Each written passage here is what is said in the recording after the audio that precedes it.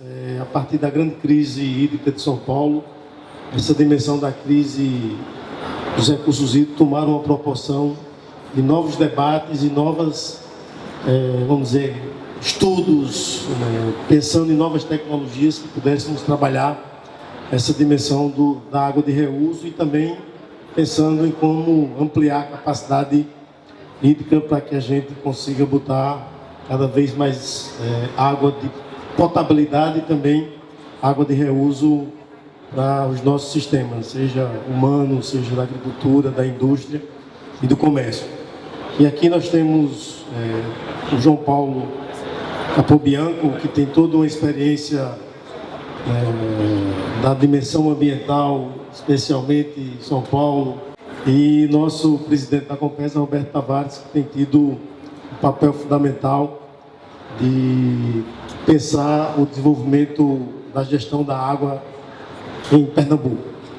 Boa tarde a todos.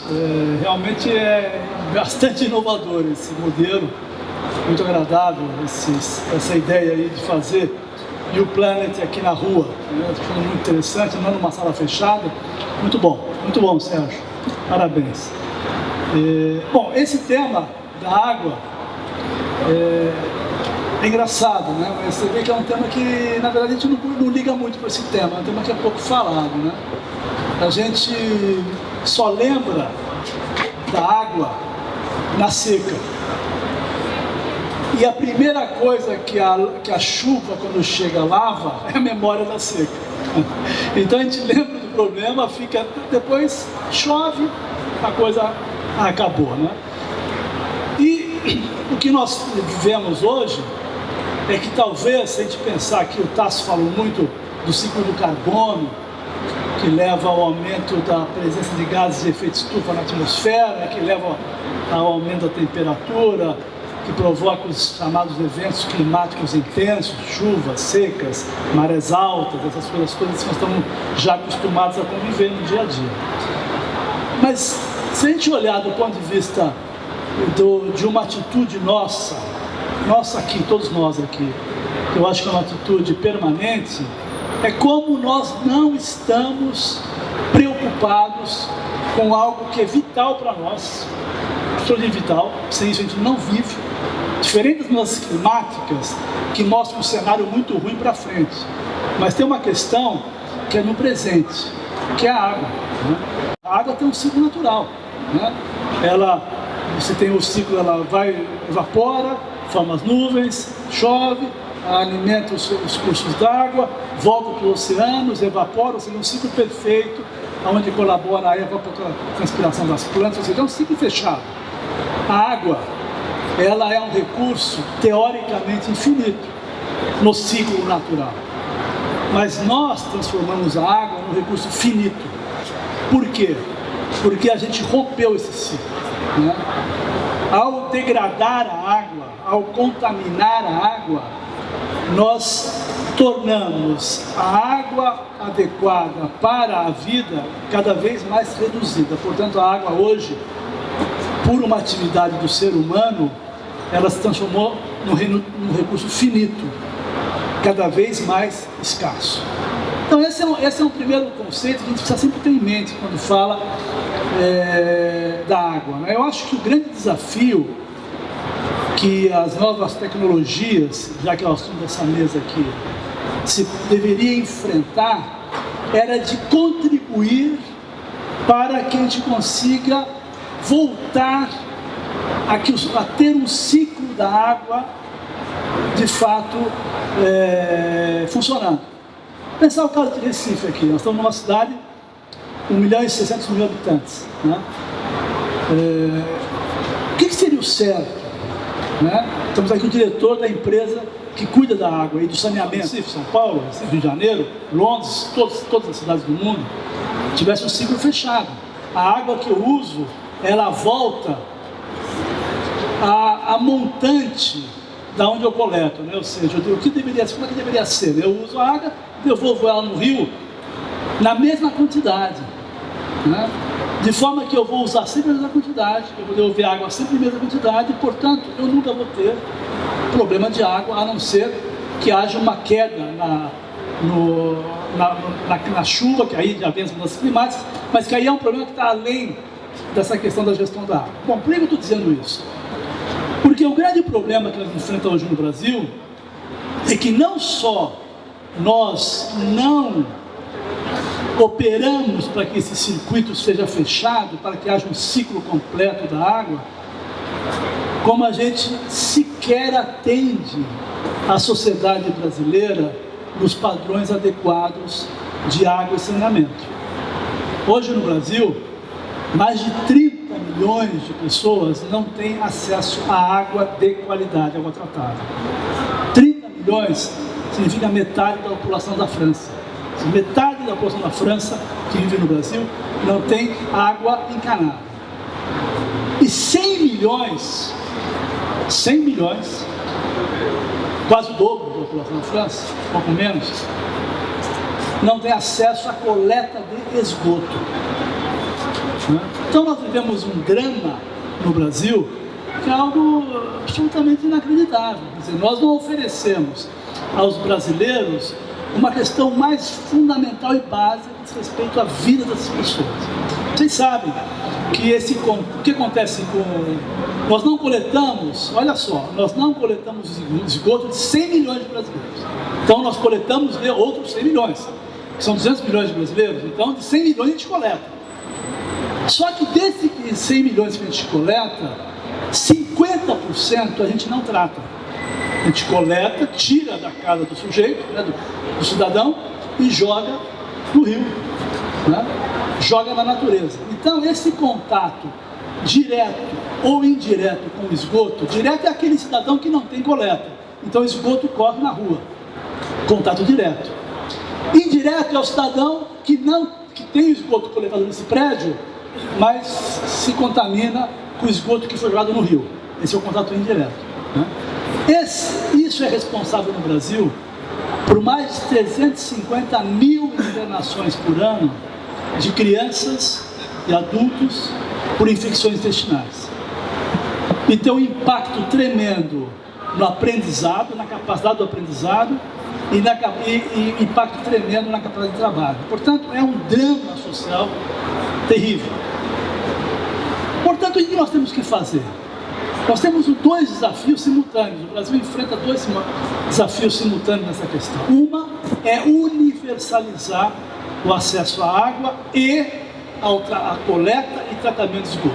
Ou seja, que cada brasileiro tenha acesso, tenha água na sua residência, na sua moradia, e que tenha o esgoto retirado da sua residência e que seja tratado antes de ser jogado na natureza. Portanto, é um desafio enorme, né? Agora, além disso, nós temos que ser eficientes. Os sistemas atuais de tratamento, coleta e tratamento de esgoto, não são os mais eficientes. Se a gente olhar para o desenvolvimento tecnológico da energia, nós vamos ver que nós demos saltos e nós temos energia descentralizada, muito mais eficiente. Não se perde nas transmissões, nessas linhas Tucuruí, Itaipu, que se perde milhões de quilowatts só na linha de transmissão, para você passar de um lugar para o outro, que a geração distribuída economiza uma brutalidade. No caso do saneamento, os nossos sistemas de tratamento de esgoto são sistemas extremamente complexos, porque eles têm dois problemas complicados. Primeiro, eles usam a decomposição através das bactérias, né? Ou seja, você tem um sistema de decomposição da matéria orgânica no esgoto pelas bactérias. Você adiciona a bactéria, chamado lodo ativado. Essas bactérias, ao degradarem o esgoto, elas produzem um gás chamado gás metano, que foi muito bem falado aqui agora há pouco, que é um dos mais agressivos gases de efeito estufa. Então esse é um problema da ineficiência. Segundo problema, gasta muita energia, porque você passa por decantadores, por sistemas de lodo ativado, por filtros biológicos, tudo por bombeamento. Você precisa de energia, né? E você precisa de áreas muito grandes. Então, via de regra, o que acontece? Você constrói grandes estações, certo, presidente? Constrói grandes estações e longas linhas de coleta e captação. Então você tem custos muito altos. E o grande desafio é a inovação tecnológica nesse caso. E hoje nós temos a oportunidade de discutir com o presidente da Compesa uma possibilidade que é o uso de uma tecnologia, né? Essa não é a única, tem outras também, mas essa é uma tecnologia que eu conheço bem, porque eu trabalho com ela, que permite você reduzir a infraestrutura no tratamento de esgoto, aumentar a eficiência, reduzir o consumo de energia e não produzir gás metano. Eu acho que o grande desafio nosso, e aí eu encerro, que cuidar de recolher esse esgoto, tratar e levar água para o cidadão, melhorando a eficiência, que já é um esforço que tem feito, também investir na inovação tecnológica. O setor precisa buscar soluções mais lógicas, mais socialmente adequadas, ecologicamente corretas e ambientalmente menos impactantes para tratar o esgoto, se a gente quer de fato universalizar. Só para finalizar e dar um número, se todos a Compesa, aliás, um dado importante para finalizar mesmo é o seguinte: se você olhar os últimos 5 anos, estava olhando os números do Sistema Nacional de Informação sobre Saneamento, né, do governo federal. A Compesa, aqui na cidade de Recife, ela investiu no sistema, né, 97% do equivalente ao arrecadado nas contas. Né? Esse é um dos números mais altos do Brasil. São Paulo, por exemplo, que tem quase a mesma quantidade de pessoas sem acesso à água, cerca de 100 mil pessoas, 95 mil pessoas, que nem aqui, que não tem acesso à água ainda, e 140 mil que não tem acesso ao esgoto. Em São Paulo investiu nos últimos 5 anos 22% do que arrecadou. Então você tem que ter um esforço sendo feito aqui para aprimorar o sistema. Mas se nós continuarmos nesse caminho, se nós tratássemos todo o esgoto da população de Recife, nós teríamos uma produção anual de 297 mil toneladas de gás metano. E seria uma contribuição brutal para a questão do efeito estufa. Então, eu acho que o desafio é esse: universalizar o sistema, mas aprimorar para reduzir o seu impacto ambiental. Primeira coisa que eu aprendi: a gente não dá o menor valor à água, não dá o menor valor ao saneamento. E eu digo isso, não está falando dos outros, não, é falando de mim. Ou seja, eu cheguei na Compesa com 37 anos, não tinha a menor ideia do tamanho, da dimensão, do desafio que era uma empresa de saneamento. E aí eu vou me referir a uma frase que você falou aqui: a gente só lembra da água quando o quê? Quando falta. Então o saneamento, eu já estou há 10 anos, então já me acostumei com isso. A gente só é notado se errar. Se falhar, a gente é percebido. Se tudo funcionar direitinho, ninguém se lembra. E tem que ser assim mesmo, eu compreendo. Ou seja, a gente acorda e ninguém diz assim: ah, que bom que hoje tem oxigênio para respirar. A gente vive, aí eu vou falar aqui de Pernambuco, né? Mas isso pode se refletir em outros lugares. A gente vive numa região que tem o pior balanço hídrico. Pernambuco tem o pior balanço hídrico do Brasil com relação à água. Ou seja, o que é o balanço hídrico? Quantidade de água disponível versus população. A gente tem um fenômeno que é a seca, que não é específico de Pernambuco, o Nordeste convive com isso, né? E a gente vai ter sempre. Mas é um país que, por não valorizar, não fez a infraestrutura que precisa ter para a gente não ficar tão dependente. Então, a gente vive o seguinte dilema hoje: quem está cuidando da água é o gestor de plantão, ou seja, eu sou o dono da Compesa, eu não vou ficar para sempre na Compesa. Nós somos o gestor de plantão. Eu tenho que conviver com a tecnologia e com os investimentos que alguém fez ou deixou de fazer nas últimas décadas, e preciso, como responsável que sou pelo saneamento, né, fazer os investimentos que vai deixar para as sociedades seguintes, ou seja, gerações que vêm pela frente, uma infraestrutura que permita não sofrer tanto como a gente sofre hoje. Então, é um desafio grande num país que tem hoje uma crise política talvez sem precedentes, uma crise econômica e financeira, né, associada à crise hídrica realmente.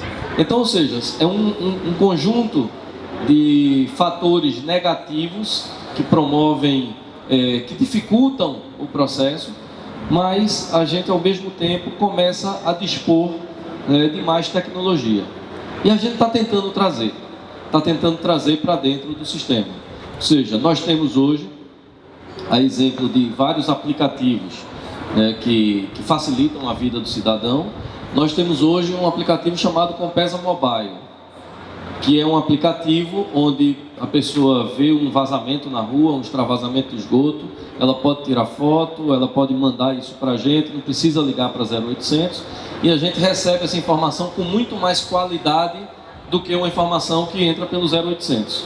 Que entra pelo 0800 é uma fala, um endereço e um pleito. A gente, quando vê a foto, a gente já sabe o tamanho do problema, se manda uma equipe mais robusta ou se é um vazamento simples. Então, ou seja, a tecnologia ela tem uma infinidade de possibilidades para ajudar em todos os tipos de negócio. No saneamento também. Por exemplo, a gente tem feito, eu acho que não tem nenhuma empresa no Brasil que tenha investido usando essa relação, ou seja, faturamento versus quanto você investiu. Não tem nenhuma empresa no Brasil, eu pelo menos não conheço, e eu sou o presidente da Associação das Empresas, então eu tenho um relacionamento muito grande, que tem investido mais em automação do que nós. Nós temos hoje mais de 700 pontos monitorados com telemetria, trazendo essas informações para o nosso centro de controle. Isso nos permite, por exemplo, uma cidade feita Petrolina, nós dividimos a cidade em 24 setores de abastecimento que nós chamamos ZMCs, Zonas de Medição e Controle. Cada um com entrada individual, com uma válvula redutora, controladora de pressão, com macromedição. Então a gente sabe exatamente quanto de água vai para aquele bairro ou para um conjunto de bairros, qual é a pressão que está, qual a pressão que está na entrada, qual a pressão que está no ponto médio e qual é que está no ponto crítico. Então, antes do cliente perceber que faltou água, nós já estamos sabendo. Porque o sensor já avisa, diz, ó, você botou um alarme que se a pressão no ponto crítico baixar de tanto, é para avisar. Então, ou seja, já nos avisa, pode ser um problema que a gente já tenha conhecimento, pode ser um problema que a gente não saiba. Manda uma equipe lá e vê o que está acontecendo. Então, a tecnologia na área de saneamento, ela vai nos permitir poupar muitos anos de investimento.